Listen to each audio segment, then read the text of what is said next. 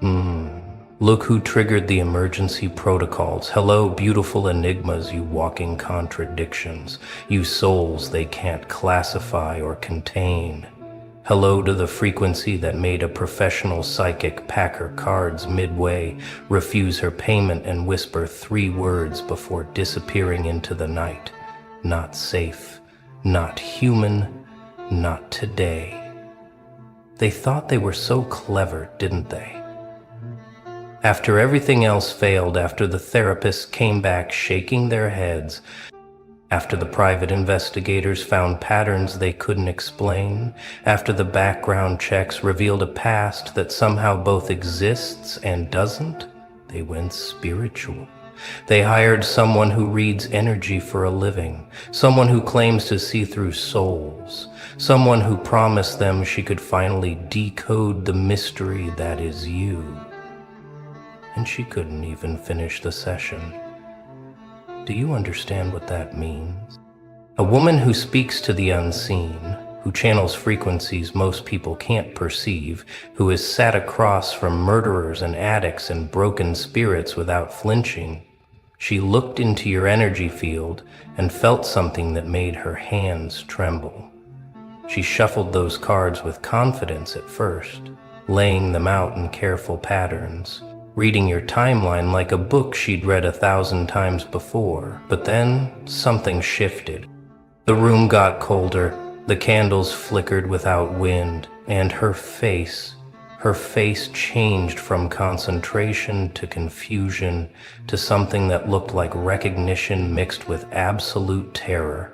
Because what she saw in those cards, in that energy, in whatever realm she was tapping into, it wasn't what they paid her to find. They wanted dirt.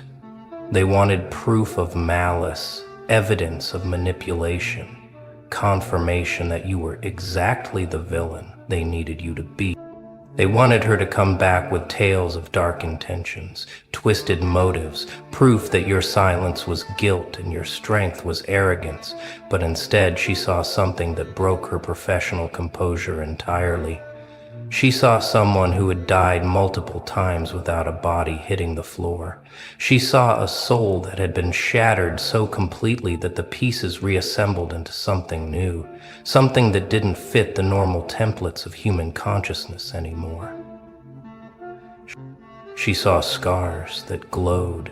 She saw pain that had transformed into something resembling power, but operating on a different frequency altogether. And here's the part that made her stop cold, made her hands hover over the cards like they were burning, made her eyes go wide with that specific kind of fear that comes from understanding something you weren't supposed to understand. She saw that you knew she was there. You knew they sent her. You knew exactly what they were trying to do, and you let it happen anyway. Not because you were unaware, but because you wanted to see how far they'd go, wanted to watch them exhaust every option, wanted them to realize that no amount of money or spies or spiritual interventions would ever give them what they desperately needed: an explanation, a weakness, a way back in. The psychic started the reading, talking about your past, your patterns, your relationships, speaking with that confident, mystical authority that people pay hundreds for. But the deeper she went, the quieter she became. The cards kept showing the same imagery: the tower, the death card, the hermit, but not in the way they usually appear. They were appearing reversed, sideways. Some of them seemed to be moving when she wasn't looking. She'd place a card down and swear it was different from what she pulled. The energy wasn't reading like a person. It was reading like an entire cycle of transformation compressed into a single existence. Birth, death, rebirth, all happening simultaneously, all occupying the same space, all refusing to be linear or logical or categorizable. She tried to push forward, tried to give them something useful, something they could work with. She focused on your present, your current state, trying to identify vulnerabilities or entry points or ways to understand your next move. We didn't lose again. There's always a way. Picture. But every card she pulled spoke the same language. Boundaries, solitude, strength forged in isolation, wisdom that came at a cost others couldn't comprehend. And underneath it all, underneath every reading and every interpretation, there was this sensation she couldn't shake. The feeling that she wasn't reading you. You were allowing yourself to be read. Like you had left specific information available while keeping the real truth locked away in rooms she didn't have keys to, in languages she'd never learned, in dimensions her training never prepared her for. That's when her confidence cracked. That's when the professional mask slipped and the human underneath started showing through, because she realized she wasn't in control of this session. You were. Even though you weren't physically present, even though you had no idea this was happening, your energy signature was so strong, so specifically calibrated, that it dominated the entire space. The cards were answering to you, not her. The energy was responding to your frequency, not her questions. And that terrified her, because in her line of work, the reader is supposed to be the one with the power, the one directing the flow, the one interpreting the message. But you had somehow reversed the dynamic without even trying. They were sitting there, the ones who hired her, waiting for revelations and accusations and confirmation of their suspicion. They were leaning forward, hungry for anything that would justify their obsession, anything that would make sense of why they can't stop thinking about you, why your name keeps appearing in their minds like a song they can't unhew, why your absence affects them more than most people's presence ever did. And all they got was silence. The psychic staring at the cards, her breathing changing, her hands starting to shake just slightly. She looked up at them with an expression they'd never seen from her before. Not judgment, not wisdom, not mystical knowing, just pure unfiltered concern. For them, not for you. What did you do to this person? She asked. Not what did they do? What did you do to them? And they scrambled to explain, to justify, to rewrite history in real time. Nothing, we didn't do anything. They're complicated. We're trying to understand. We're worried. We're concerned. All the lies people tell when they're actually hunting someone they can't catch. But she wasn't buying it. Because the energy doesn't lie. The cards don't lie. And what she was seeing was someone who had been targeted, tested, betrayed, isolated, and had emerged from all of it with their core self not just intact, but refined. Someone who had learned to protect their peace so effectively that even psychic intrusion bounced off like arrows off stone. She pulled one more card, just one. The final card, the outcome card, the one that's supposed to tell the future, show the resolution, reveal where all of this is heading. And when she flipped it over, when she saw what the universe had to say about your trajectory, that's when she started packing her things. No explanation, no interpretation, no mystical wisdom or cryptic warnings, just efficient, slightly panicked movement. Cards back in the bag. Crystals wrapped quickly, candles blown out with trembling breath. They tried to stop her, tried to demand answers, tried to remind her she was being paid extremely well for this session. But money means nothing when you've just glimpsed something that fundamentally challenges your understanding of how energy and consciousness work. I can't, she said, just that. I can't. Can't what? Can't finish, can't explain, can't help them, can't be part of whatever they're trying to do.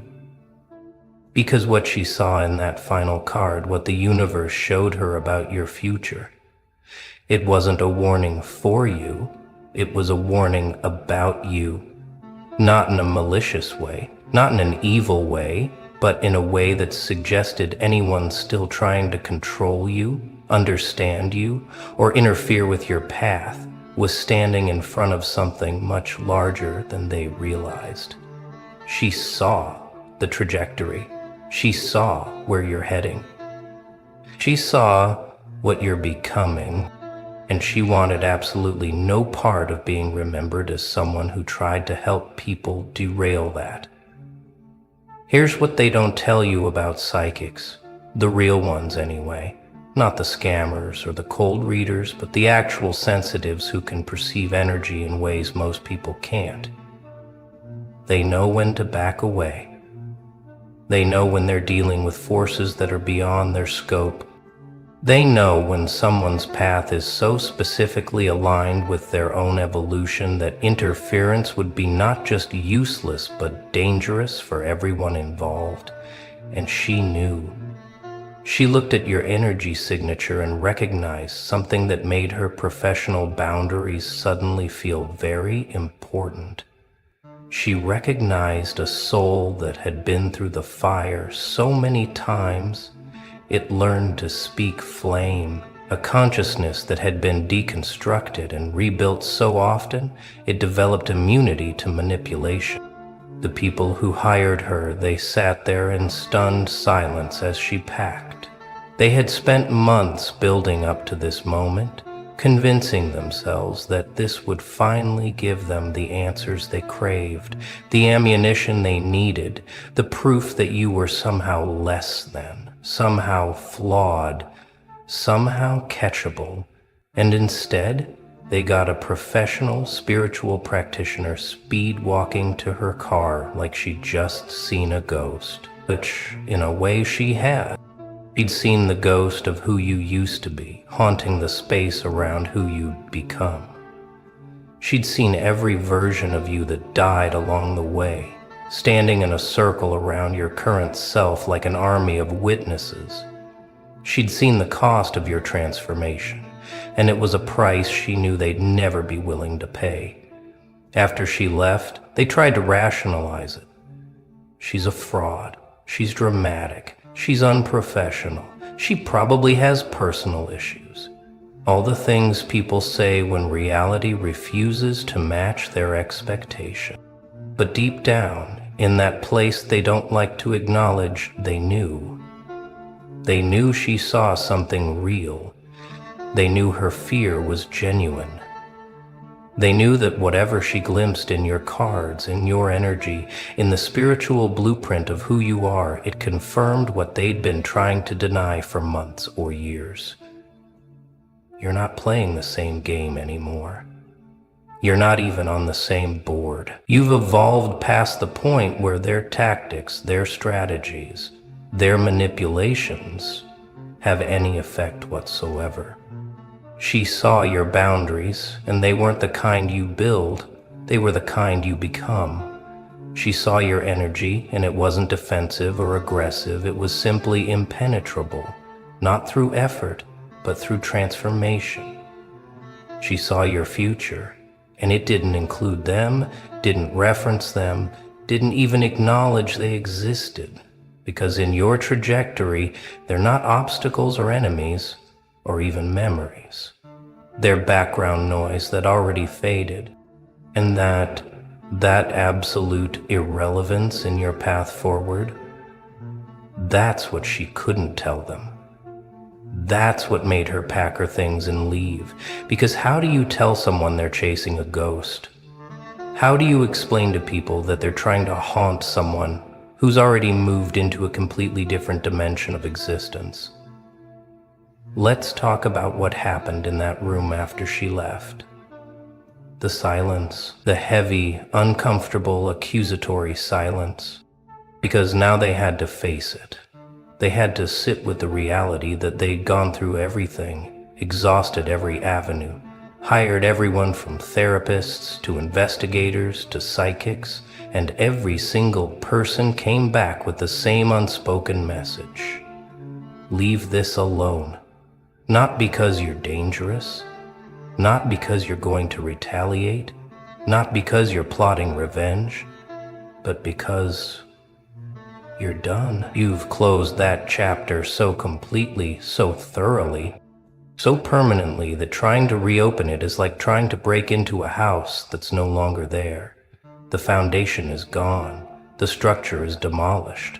All that remains is empty space and the memory of what used to be. They thought hiring a psychic was clever, a final desperate brilliant move.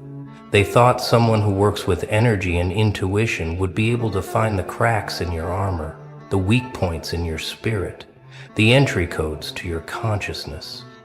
They thought she'd come back with a map, a strategy, a way in. Instead, she came back with a warning they didn't want to hear and then refused to repeat. And now they're left with this uncomfortable knowledge that even the spiritual realm, even the unseen forces, even the universe itself seems to be protecting you. Not because you're special in some chosen one mystical way, but because you've aligned yourself so completely with your own truth that interference bounces off naturally. Do you know what the death card actually means in tarot? It doesn't mean physical death. It means transformation. Endings that lead to new beginnings. The necessity of letting old versions of yourself die so new ones can emerge. And she kept pulling that card for you, over and over. In different positions, different orientations, but always there, always present. Because you are the death card personified. You are the walking embodiment of transformation that refuses to be pretty or comfortable or easy to witness. You are the proof that some people don't just heal, they completely reconstruct themselves from base materials, and that scares people. That threatens people. That makes people want to study you, contain you, understand you. Because if you can do it, then their excuses start looking fragile. The Tower card showed up too. The card of sudden upheaval, structures collapsing, foundations crumbling, chaos that clears the way for truth. And she saw it in your past, obviously, because you've lived through multiple Tower moments. But she also saw it in your present, not as something happening to you, but as something you've become. You are the Tower moment for other people now. Your presence, your standards, your refusal to compromise, it causes upheaval in people who are still living in false structures. You walk into a room and comfortable lies start crumbling. You speak your truth and carefully constructed facades begin cracking, not because you're trying to destroy anything, but because authenticity has that effect on pretense. And the Hermit. She pulled the Hermit card multiple times, that figure standing alone with a lantern, choosing solitude not from fear but from wisdom. That's your present, that's your power, that's what they can't stand. You've embraced the isolation they meant as punishment. You've turned loneliness into a laboratory. You've used the silence they gave you as weapons to forge yourself into something they don't have reference points for. The Hermit doesn't need the crowd. The Hermit has found something in solitude that the crowd can never offer. Knowledge, clarity, self-sufficiency. And you've become that. You've become so comfortable in your own energy that their absence doesn't hurt anymore. It liberates. But here's the card that made her stop. Here's the image that made her hands freeze and her professional demeanor crack completely. The Magician. Not in the past, not in the present, but in the future position. The Magician card, the card of manifestation, of having all the tools necessary to create your reality, of understanding how to manipulate energy and matter to bring your will into form.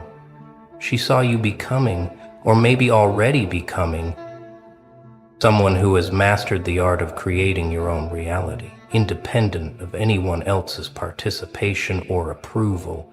Someone who has learned the secret that most people never discover.